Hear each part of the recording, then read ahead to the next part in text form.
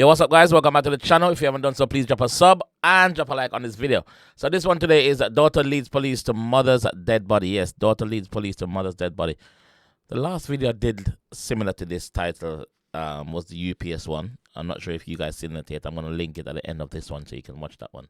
That one literally made me cry. Literally made me cry. So hopefully this one is not as sad.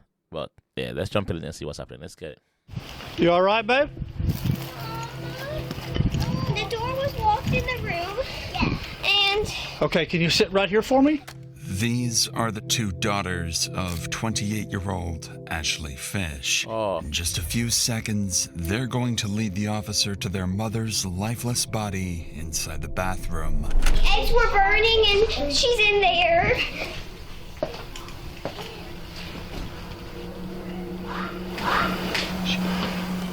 And as the oldest daughter bravely guides her siblings to safety, police are still unsure whether this was self-inflicted or if there's a killer on the loose. But they'd eventually discover that Ashley's killer is closer to home than anybody expected, pulling investigators into one of the most tragic domestic dispute cases the state of Louisiana has ever seen. Oh, wow. Is she alive? No, she's not. They're young? Yeah, he done a number on her, that's for sure. I wanted him to leave. Get out there. Leave the girls alone. I said I'd just shoot you. I don't even know. We've created a GoFundMe for these children, starting with a $10,000 donation of our own. If you'd like to help, more details are in the description. That's good. That's very good. Well done, Dr. Insanity. On a quiet April evening in the small city of DeRidder, Louisiana, police receive a terrifying 911 call. But what would shock the dispatcher is the eerie calmness of the caller. 911, where's your emergency? Hi, I need to report a crime. Hey, what's the address?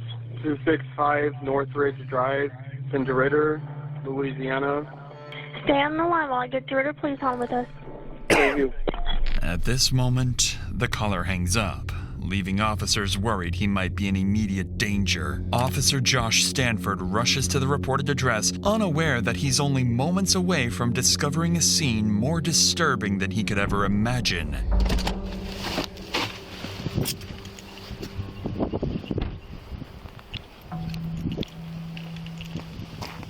You all right, babe? The door was locked in the room. Yeah. And... Okay, can you sit right here for me? Yes. Is anybody in there? No. My sisters are inside right there. Okay. And we got one. Oh, she's so brave, man. Eggs were burning and she's in there. Oh, Okay, y'all come in here. Come right I here. hate these videos. Come here. Stay in here. Stay in here. Shit. 254 City. The woman has a single bullet wound to the right side of her head and appears to have been dead for some time. Yet the male caller is nowhere to be found. But then the officer remembers there are still 4 young girls nearby who have just lost their mother. And just send her on the floor.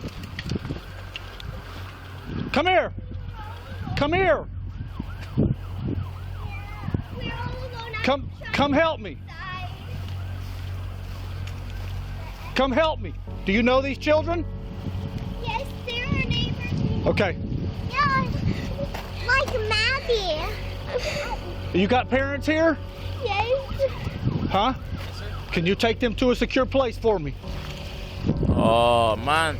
Was there This is the anybody else here, worst. I hate these videos, man. I hate these type of crimes.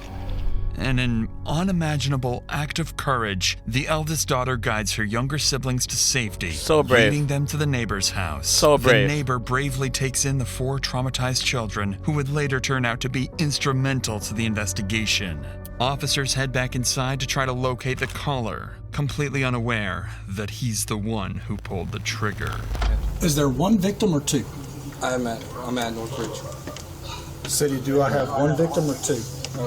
So we need to clear the rest of the Girls are house so out. brave. I'm under the impression there was a male here too.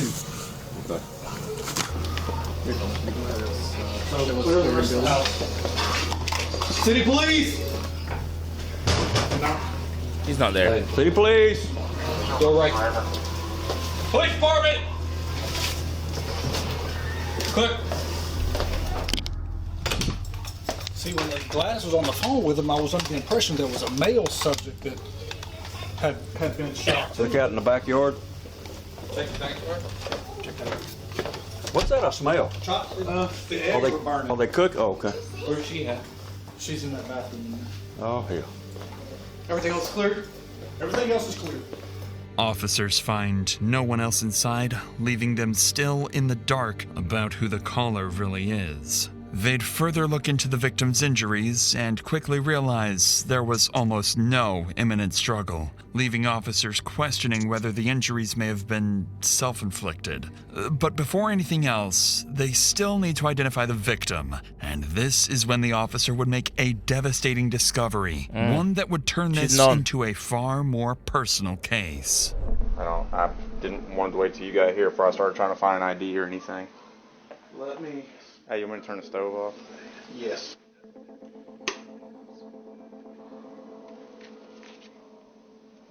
Ashley Fish. Nobody else. You said kids were in the house, or They're across the street. Ashley Fish.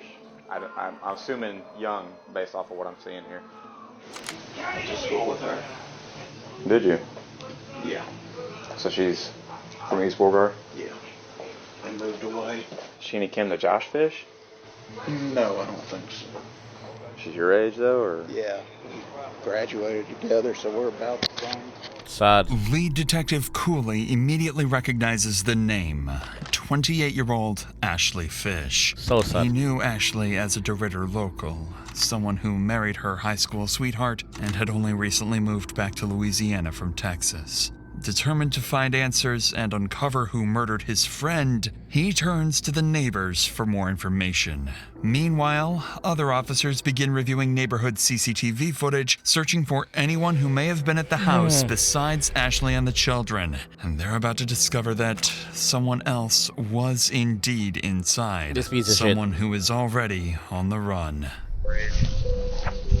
Detective 𝐂𝐂𝐓𝐈𝐎𝐍, Sheriff's Office. Jeff Brown. Nice to meet you, sir. Yes, sir. Hey, y'all mind if I ask y'all a couple Why questions? kill her, leave her 4 kids in the house, man? But I really didn't With see her anything. body. The only one Why? I saw anything was my son, your son, the one that was mowing. He was mowing out here. Okay. What's your buddy? Detective 𝐂𝐂𝐓. Nice to meet you.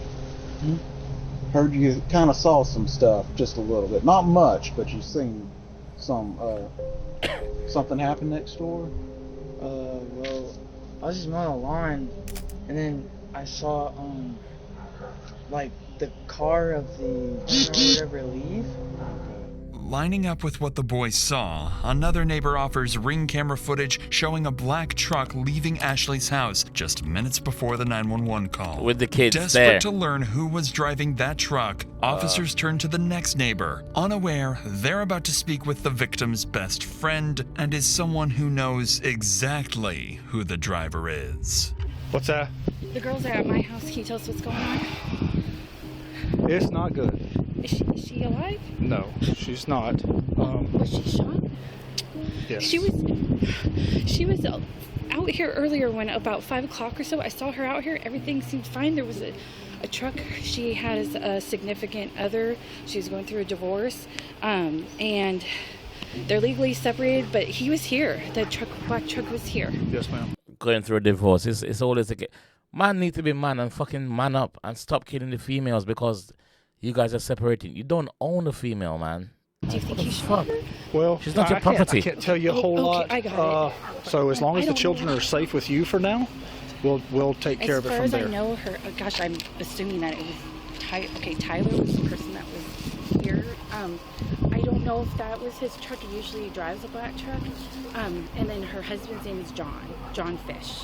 She would go on to identify their main suspect as 34-year-old Tyler Durachowski, Ashley's new boyfriend. Detectives immediately begin digging into his history, gathering anything they can find, and working to locate him as quickly as possible. So he's not the husband. He's the boyfriend.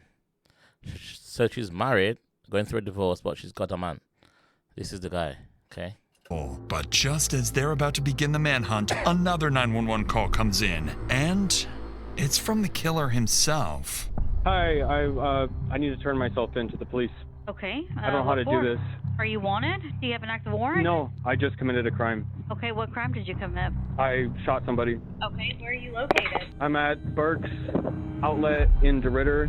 I'm in the parking lot, and I just am going to wait here to get picked up. Okay, who did you shoot? A woman. Okay, what is her name? Ashley Fish. Officers rushed to the address he gave, an empty parking lot. Still baffled as to why he confessed and why it took him so long to come forward. Knowing he likely killed a woman in front of her children, they braced themselves, fully expecting anything to go wrong at any moment, or even an ambush. Suspect is going to be in Burke's parking lot. Crazy, man. In front of the fucking kids, dog. Fuck is wrong with you, bro? In front of the fucking kids, man? Okay, so the easiest way to do this is sit down. These girls are scarred for life, bro. See them on the floor, man.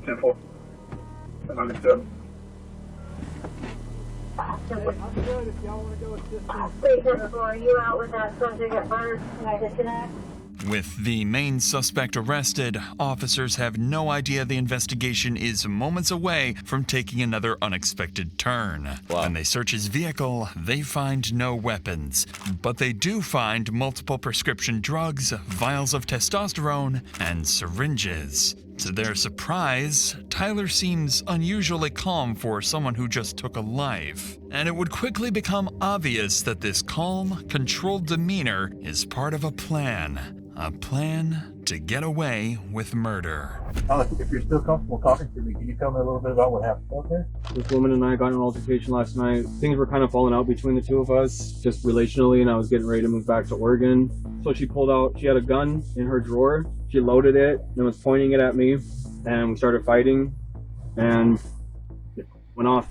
Tyler insists he shot Ashley in self-defense after she pulled the pistol on him, immediately complicating the investigation. Once he's brought into the station, officers relay this information to the team at the scene, who would begin searching for anything that might support his claim. And unexpectedly, they do find one piece of evidence in Tyler's favor: the murder weapon itself. Here's what I've got right now. I know you got a lot of information coming in. Cameron has got the suspect, Tyler Grabowski, over at Park Terrace. He gave himself up without any problems. And he told y'all that he did it. Yeah. You see the hair in it. I've called in the serial number. It's going to be a Smith & Wesson. She been here for a minute? If I had to guess, I mean, she's still having some coming out of the wound.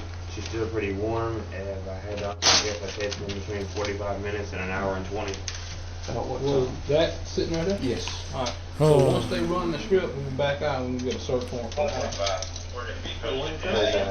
Is that 40 caliber? Detectives still find no evidence of a struggle, but they do discover something unexpected. After running the gun's serial number, it comes back not to Tyler, but to Ashley herself, meaning his version of events may not be entirely false. And with that, investigators begin to grasp just how little physical evidence actually ties Tyler to the shooting. They then finish processing the scene, send Ashley's body for autopsy, and her phone for forensic examiners to be unlocked. Shortly afterwards, the grandparents arrive at the scene to pick up the 4 traumatized children into their care. It's at this point that it becomes clear. The oldest daughter witnessed something she will wish she never had. That's the worst part. Grapes and some strawberries. Yummy. Yummy. Are y'all hungry? The one you want to talk to is Riley. Yeah, she supposedly told my wife that she saw something and she didn't want to talk about it. I know. Hey, my babies. Hey. Pop-off. Bye-bye. Hey, baby. Here, I'm going to pick you up. So sad. Bye, Alexis. This brings a small sense of relief to the officers, knowing the children are finally away from the horrors inside. But now comes the most difficult part: calling Ashley's ex-husband, John, and informing him that she is dead. Lead Detective Cooley asks John to come to the station for questioning as soon as possible. And while Tyler anxiously waits for his chance to speak, detectives make a deliberate decision to start with John instead. But the longer Tyler waits, the more agitated he becomes. And by the time they will finally sit down with him, he will snap. I've never had someone do that to me. I've never had someone get that mad at me that they load a weapon. 1 hour after Ashley's deceased body was discovered, John arrives at the station. John explains that he and Ashley were together for over a decade. They had their first child young and went on to raise 4 beautiful daughters. For the detective, one question matters most. What does John think of Tyler? Is he capable of hurting Ashley, or was he simply in the wrong place at the wrong time? But before that, something else weighs heavily on John. He still has to explain to his daughters why they will never hear their mother's voice again. I just want to let them know that she's no longer with us. Mom's no longer with us, you know. She's an angel now. Saddest part, man. Yeah, being a dad myself, that's the saddest part. No, they're kind of like, oh, she's an angel. They're going to talk a little bit about it, and they're more concerned about how she's flying and everything, you know. Right. I don't know what she's seen, but that's got me real bent out of shape, you know. On that devastating note, the detective would shift the conversation to the final moments leading up to Ashley's death. Tragically, Ashley seemed to sense that Tyler might harm her, and just moments before she died, she would make her final cry for help. When I see that, he's calling, what runs through my head, and it's great. We got some bull crap. We got some bull crap. They're in some kind of argument, and they're trying to drag me into this, and I don't want to be part of y'all's drama. I don't want to be part of y'all's drama. Nothing in the past has ever felt like there was anybody in danger. Talking to my kids. Kids never tell me anything's going bad around the house, so I'm not really feeling too in it. And through all this time, you know, I text back, I'm not trying to get in y'all's drama. That's when she texts, he won't leave, I know. As soon as I got that, when I actually looked and seen that he's not leaving, I called. And she's like, hello. And the first thing I go, what's going on? He's mad because he's got to leave. And I said, are my kids okay? Are my kids safe? And she said, yes. Because I was a little concerned, but I wasn't like super, I'm just ready for him to leave, like, hung up. And then I texted her, said, talk to my kids, please, at 6:55. I just couldn't get a hold of her, and I was like, this is weird. This is just, you know, it was just odd. This is the moment. At 6:55 p.m., John lost all contact with Ashley, and with it, the hope of ever rebuilding a future with her. Shortly thereafter, Detective Cooley wraps up his interview with John, who has made one thing clear. Ashley was a loving mother, incapable of harming anyone, and she deserves justice. Still not ready to begin Tyler's interrogation, fully aware that physical evidence against him is alarmingly weak, the detective instead brings in Ashley's other relatives to give their statements, hoping to better understand Tyler's character and whether he truly is a cold-blooded murderer. And it doesn't take long for one thing to become clear. Every one of them deeply distrusted Tyler, to the point of even threatening his life, fearing he might one day snap and hurt Ashley. You know, I did threaten him. You know, I wanted him to leave. Get out there, leave the girls alone. You know, I said I'd just shoot you, you know, but I didn't, you know. And I went home, and my wife and my daughter, you know, they talked some sense into, you know, but I mean, thoughts crossed my mind hundreds of times now, you know. If I'd have carried that out, I know it's bad, but they'd had the mama. He's there, and he comes out, and I think he shook my hand, and I'm like, you know, hey Tyler, nice to meet you and whatnot. And he just goes straight in the door and picks up Ashley's guitar and goes and hikes his leg up on the damn trampoline and starts looking at the moon and playing guitar. And I'm like, Ashley, what in the f*** is he doing? Can we just go inside? I don't want to hear this prick playing or something. You know, just something. He stops and he come over there to pull us apart. And I just rear back and punched him in the side of the head. And I had told her, he needs to go. You know, you need to get this done and get it done. Get him on the road. You know, the last couple of weeks she told me she had made her decision. He did have to go, and this time it was for good. She said, I will be alone. And then this other guy, and I talked with my wife about it. I said, I don't understand why somebody that supposedly has got their living already set. You know, they ain't even got to work for a living to start seeing somebody that has 4 kids. He has no kids. I said, the only thing I can think of is maybe he's a damn I said, that sounds suspicious to me, you know? Yes. It quickly becomes clear to the detective that like Ashley's relatives all wish she had stayed with John instead of Tyler, a walking red flag fully capable of snapping at any moment. But everything else investigators have is still circumstantial. Still, there's hope. Police did find some concerning items in his car. Yeah. Multiple anabolic drugs known to affect mood, judgment, and irritability. However, even with these findings, detectives are grasping at straws. Yet, with time slipping away, Detective Cooley knows he can't wait any longer. It's how are they grasping at straws if he openly admitted that he did that? What's happening? Time to come face to face with their killer, who, by this point, has been waiting for hours, growing increasingly impatient to speak. With the right lawyer, he has a real chance to walk free. Without one, a single wrong word could now cost him his freedom for life. And for Detective Cooley, this isn't just another case. Ashley was his friend, someone he had known for years. Now he has to sit across from the man who has already confessed to killing her. Okay, if I record, it's just help me keep everything in track, so. My biggest thing is I want to know who you are, because that's very important. We need to know who Ashley is. That's very important. It's not just the events of what happened tonight. It's the whole totality of the history with you guys, because that's going to help best explain everything that led up to where we're at. I'm gonna tell you that you remember the saying, "The truth will set you free."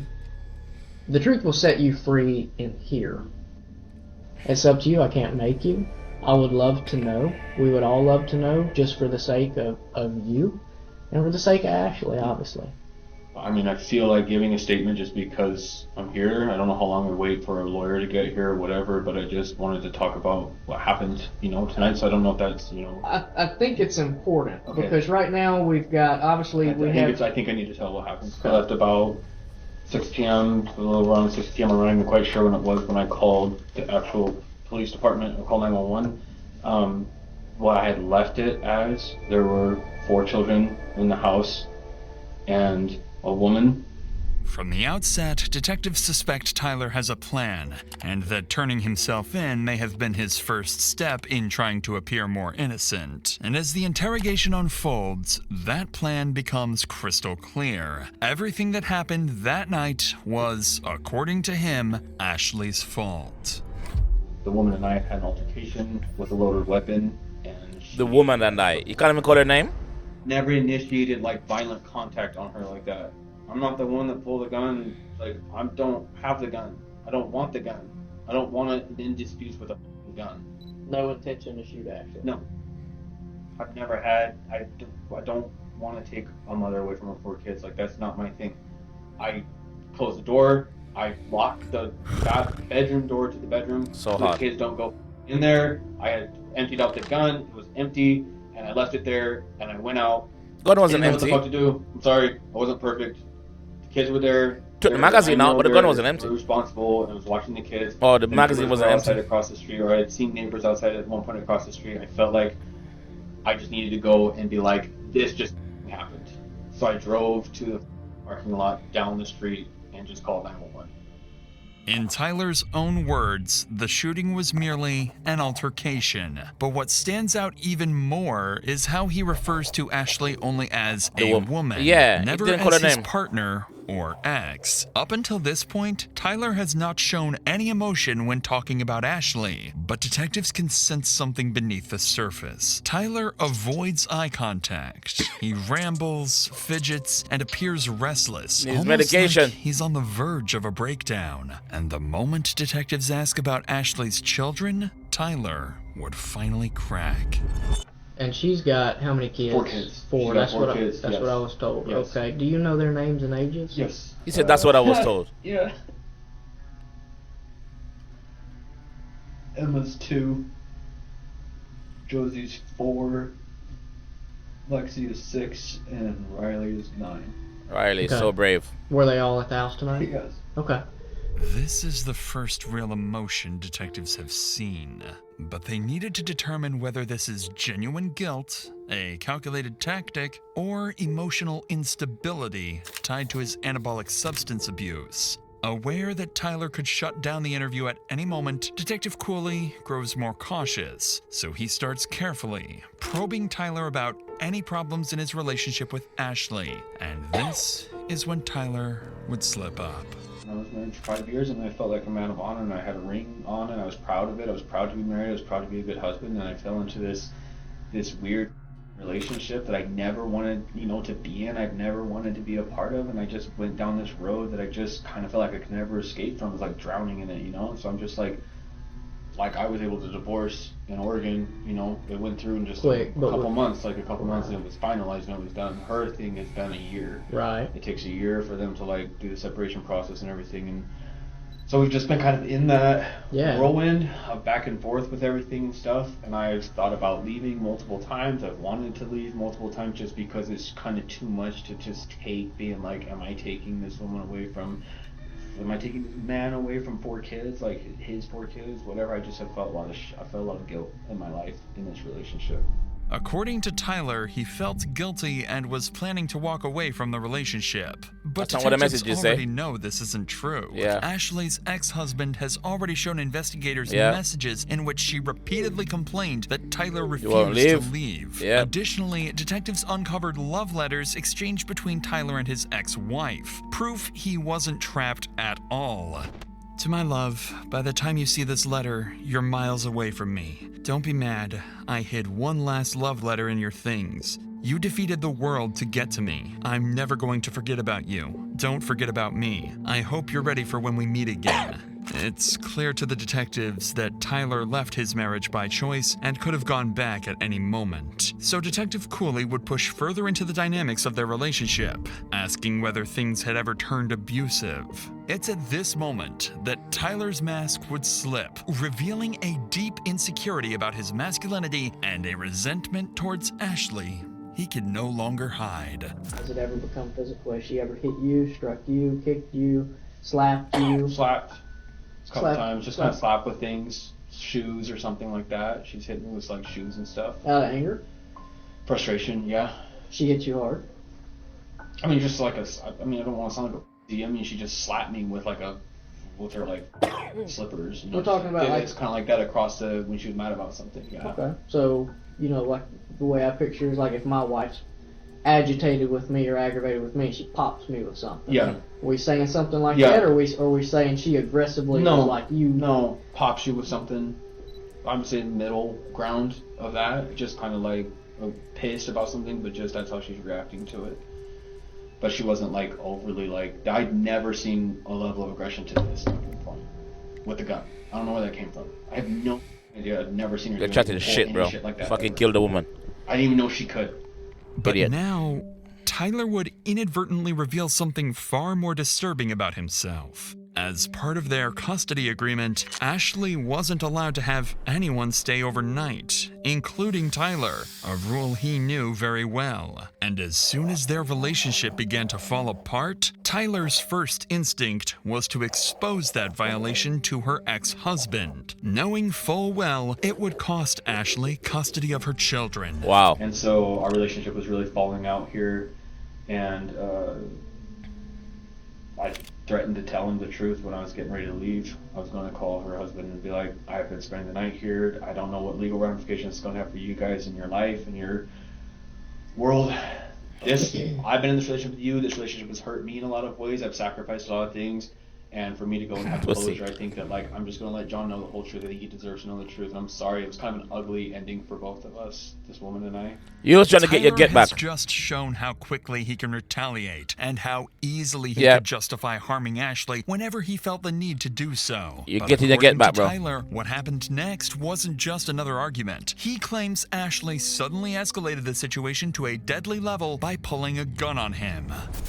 She has a loaded gun, or she has a gun in her drawer next to the bed, and I was in the bedroom talking with her, and she loaded her gun and cocked it back and basically told me that she wasn't gonna let me call and tell. And so this just went to like 1,000, like 0 to 1,000 in like one blink of an eye. I'm like in the bedroom talking with her, having a normal conversation, and she's like loading a gun in front of my face, and she has a pistol. Like literally packing some stuff, putting some stuff in the drawers. I wasn't doing shit. I didn't hit her. I wasn't like fighting her or anything. I was just talking, and she like loaded her gun and was pointing at me. I just know that like that's where that started from. And I'm not saying that to like do something, dig myself in the grave, like, oh, the past, he never saw it happen and now she did it. That sounds like bullshit. No, she did it though. I'm a man. I'm a lot stronger than her. I was aggressive, but it was like, she shot that gun before. She knows what the fuck she's doing with it. I don't shoot guns. I didn't like barely shot a gun in my life. And but you shot her though. The whole way it happened, I feel like for me, I didn't mean to do anything. I didn't mean for her to do anything. It was like, basically felt like it was like just fighting for my life, and I feel like it was like, this is how it ended. According to Tyler, this chaotic struggle wasn't aggression, it was survival. Detectives continue to press for details about what happened in the bathroom, and what Tyler would say next would either support his self-defense claim or unravel it completely. Okay, how long from the time she came into the bathroom to where it escalated to the point she gets shot? Talking about seconds or minutes? 2 minutes probably. Talk to me just about struggling. Those 2 minutes. Just fighting, trying to. It's a combination of talking, moving the gun around each other. Just like I'm trying to grab her, I'm trying to hold on to her. It's just like it was just felt like it was like fight for survival. I don't know what was going on. I felt like she was going to kill me. So at no point you stripped the gun from her and had the gun in your hand totally? Not until it was over. Not until it was over. On the ground. Were you on top? Was she on top? Behind. You were behind, like kind of in like this, like kind of trying to do like a chokehold shit thing or something. She was like trying to get the gun to me, so it was just in our general facial areas. Okay. Yeah, whatever. After the shot. Lying. Lying.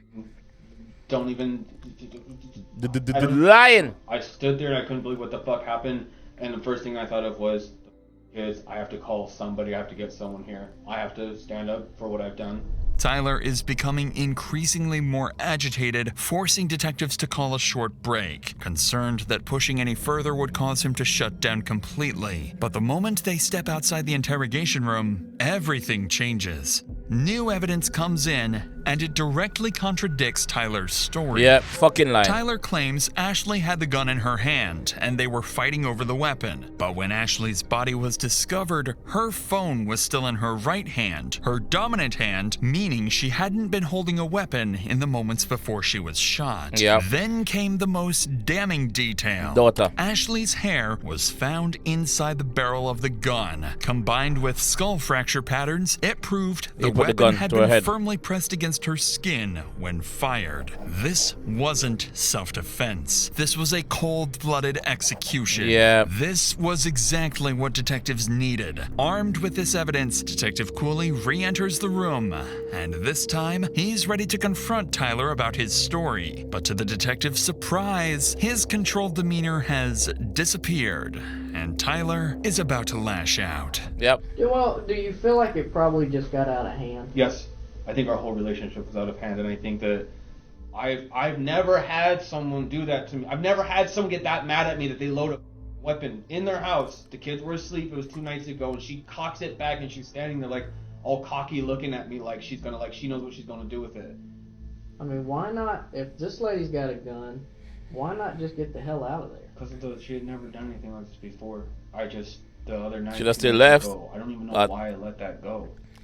It doesn't matter now because you executed them, man. Is it fair to like say I was afraid for my life though? Yes. Like, is that fair to say that? I mean, I feel like the cop out there was like, "You're a big dude," and I feel like it's not fair if it's like, "You look like you could handle yourself. You could have just like punched her in the face or like kicked her or something or like done something." And I'm like, I don't know, man. One bullet goes off and you're fucked. Yeah. So I just felt like, This guy's an for idiot. me, it's not about that. That's right. It's about it was a fight for literally like I don't know what the fuck she's gonna do. She threatened me that night, so now I'm just like, I don't even know. It just feels like it was an accident. This guy's a moron. I didn't try to murder anybody. I didn't try to kill anyone. I don't know how. I don't know what happened. I don't know. I worked in the medical field, and I know that it's not good. I know that. Tyler's words no longer sound like the frustration of a man defending himself. They sound like hostility towards someone he blames for everything that happened. Yep, But everyone this himself. is when Everyone Tyler but would start himself. to realize he isn't coming across the way he hoped. And when detectives press a little harder, they're about to make their biggest mistake. Pushing Tyler to shut down completely. Lawyers up. We're still missing some things that I feel that you're kind of rushing through, and I think it. Processing today. I just want to feel like I'm like someone's like on like kind of listen like on my side. On your side, right? No, but I'm not trying to. I get what you're saying. I know. I've seen this in the movies. I know what I'm trying to do. Like it's like the more I tell now, it's like the better it looks. Like the more I just tell now, it's like. But I'm getting to that place where it's like we're at like the heart of everything that happened. I'm trying to be really careful with like. If I fuck up or if I say something stupid, I don't know what, the more I talk, I feel like the more it's like gonna look like, oh man, dude, I'm trying to explain the best I can of what happened. Right now, the whole world, if they know what just happened, is probably like, that guy's a piece of shit. So You are a like, piece of shit. I feel really alone, where I like don't have anyone. My family's not here, no one's here. I understand that Ashley's not here either, and I'm trying to process that shit right now. But what we're gonna do is we're gonna refrain from any more questions. Understood. If you feel compelled to re-engage or say anything, you are more than welcome. You know, I appreciate you guys being patient with me. I know you guys gotta do this with people and stuff, and I'm not trying to tell you guys I don't want your counsel and I don't want to tell more and more and more. I just feel like I'm at that point, looking at that piece of paper, what I've told you. I want to be able to tell someone that's like, I'm kind of like sitting here going like, I hear what you're saying, maybe don't say everything, maybe some counsel. I know you guys are counseling me right now and I'm appreciating it, but I need someone else that just feels like it's like, Lawyer up. It's at this point that Tyler refuses to answer any more questions until his lawyer arrives. Yeah. But with the evidence stacked against him, Tyler would ultimately be charged with second-degree murder and 4 counts of child abandonment. He would go to trial maintaining that he acted in self-defense, but the state's case would be overwhelming. Tyler would be found guilty on all charges and sentenced to life in prison with no chance of parole. Good. Thank you for watching and Fucking supporting good. our team. To help the 4 children affected by this tragic case, we've set This up a is good. GoFundMe and began with a $10,000 donation from the Dr. Insanity Well team. done. The funds will primarily go towards therapy and educational expenses, helping give these children the best possible Well done, Dr. chance Insanity. despite what they've been through. Well done, Dr. Insanity. So the GoFundMe page is here, guys, and they got 23K raised out of the 40. So well done, Dr. Insanity. Well done. Yeah. Well done. That guy's a piece of shit. That guy is actually a piece of shit. Oh man, why do that knowing that this woman have her 4 kids? I don't understand people. Why do that knowing that this woman has her 4 kids there? And then you're gonna try and lie about it as if you didn't, bro. Man, I'm gonna make my donation now as we speak. I'm making my donation towards it. Let me show you guys that I'm actually donating.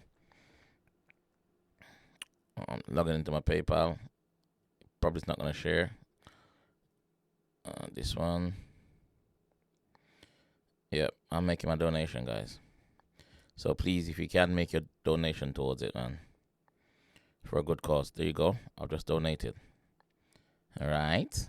Yeah, I donated. So, yeah. Guys, this is so sad, man. And just happy that there is close-knitted family around those girls to actually help bring them up.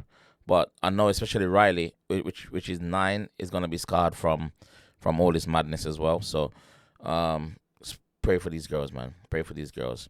And donate if you can. Donate if you can. I'm going to leave the link to this video in the comment section. Yeah. And you can actually go on Dr. Insanity page and donate it if you wanted to. All right? If you can. All right? I'll catch you guys later. Peace.